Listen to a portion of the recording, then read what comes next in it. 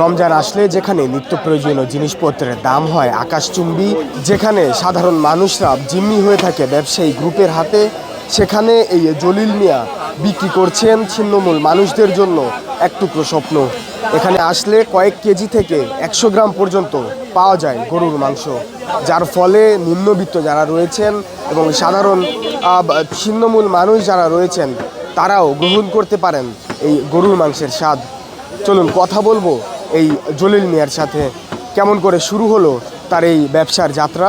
সঙ্গে আছি আমি শাহরিয়ার জামিল নূর। একটা সময় আমরা খুব স্ট্রাগল করে চলছি, আমার বাবা, আমরা 4 ভাই।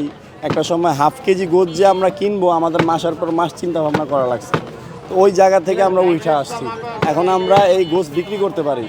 ওই চিন্তা ভাবনাটা, ওই সময়টা ভাবনা চিন্তা করে আমরা 4 ভাই, আমার আব্বা চিন্তা করলাম যে অনেক মানুষ আছে কম টাকা ইনকাম করে, তো তারাও যেন গোছ কিনা খাইতে পারে। আমরা তো একটা সময় কিনা খাইতে পারিনি, আমরা ভাই অনেক ওইভাবেই চলছে।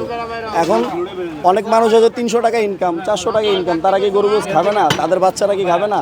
তো আমাদের এইখান থেকে যার তার যতটুকু প্রয়োজন কিনে নিতে পারবে, নিয়ে তার বাচ্চার মুখে তুলে দিতে পারবে।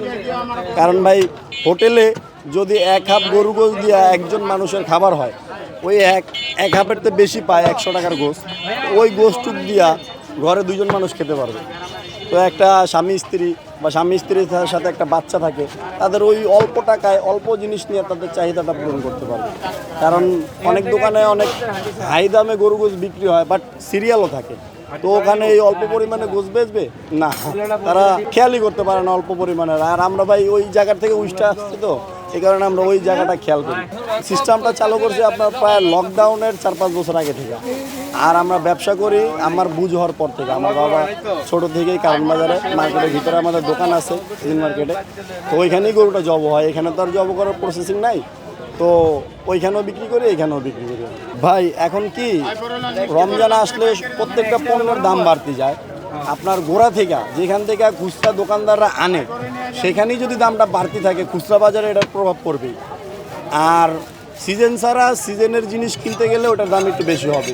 আর আমরা তো সবাই চাই যে জিনিসের দাম কমুক। আমি তো একটা বেচি, আর তো 10টা আমার কিনতে হয়। ওই 10টা যখন আমি দাম দিয়ে কিনতে হয়, তখন আমারও বুকটা কাঁপে। আর অন্য অন্য দেশে নেটে ইউটিউবে দেখছি, অন্য অন্য দেশে আপনার রমজান আসলে জিনিসের দাম কমে, আর আমাদের দেশে ঠিক তার বিপরীত। তো এই জিনিসটা আস্তে আস্তে আস্তে আস্তে আমাদের দেশের নতুন প্রধানমন্ত্রী আসছে, নতুন সরকার গঠিত হয়েছে, উনি যেন এটা অকলভাবে খেয়াল করে আর এই দ্রব্যমূল্যের দামগুলো যেন একটু নিয়ন্ত্রণে আসে। আমাদের সাধারণ মানুষের তো বেশি চাহিদা না ভাই, আমাদের চাহিদা আমরা সারাদিন কাজ করার পরে 2টা বাজার কইরা কম দামে 2টা বাজার করে যেন আমরা কিনা খাইতে পারি। শুধু দ্রব্যমূল্যের দামটা কম হলে সাধারণ ক্রেতা, দেশের সাধারণ মানুষ সন্তুষ্ট থাকে। 100 গ্রাম 250 গ্রামের ক্রেতা তো মাহামুরি নাই, তাও যারা আছে আমি লেখা রাখছি যে তারা ওইটা দেখা লজ্জাবোধ ভাইঙা আমার থেকে নির্দ্বিধায় চায়া নিতে পারে। এই যে মাত্র 100 টাকার গোছ একজন, আপনারা আসার হয়তো 1 মিনিট আগে 100 টাকার গোছ একজন নিয়ে গেছে। দেখা যায় এরকম 10-12-15 জন ডেলি আসে, ঠিক আছে। আর আল্লাহর রহমতে বেশি পরিমাণের কাস্টমারও বেশি কিন্তু খুচরা কাস্টমারটা ওইগুলো তো দেখা যায় অনেকে লজ্জা পায়, নিতে আসে না। তো এই জন্যই লেখা দেওয়া যে আমাদের ওইটা দেখা হইলেও আসুক, লজ্জা ভাইয়া আমাদের থেকে নেই। কারণ ভাই 100 টাকার গোছ দোকানদারের কাছে চাইতে যায় না, আমি সচরাচর দেখছি আমার বুঝ হওয়ার পরে, এই কারণে এই উদ্যোগটা নেওয়া।